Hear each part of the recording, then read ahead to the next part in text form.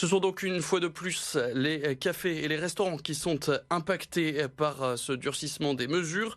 Ils vont devoir digérer cette nouvelle dans les prochains jours alors que beaucoup peuvent être alertés sur de possibles difficultés financières en cas de reconfinement. On retrouve Philippine Potencier sur notre littoral. Alors concrètement, Philippine, quel est l'état d'esprit de ces gérants de bars et de restaurants à la suite de ces annonces ?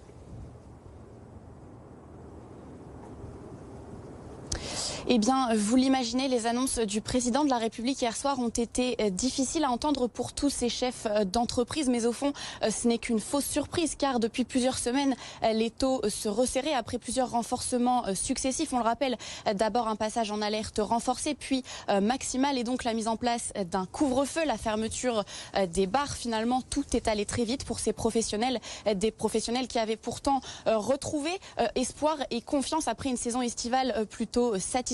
La Côte d'Opale avait en effet tiré son épingle du jeu, mais plusieurs restaurateurs étaient inquiets pour cette arrière-saison avec des Anglais absents, des Belges de plus en plus rares. Mais à présent, ils sont fixés, ils fermeront boutique dès demain.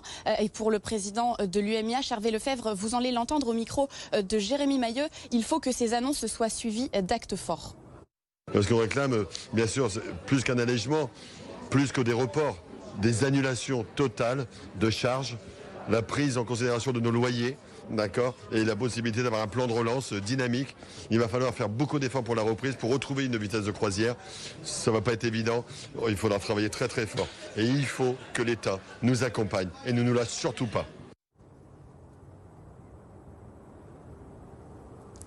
De leur côté, les élus locaux ont déjà apporté leur soutien. À Boulogne, par exemple, une cellule téléphonique va être mise en place pour apporter des précisions et réponses aux annonces d'Emmanuel Macron.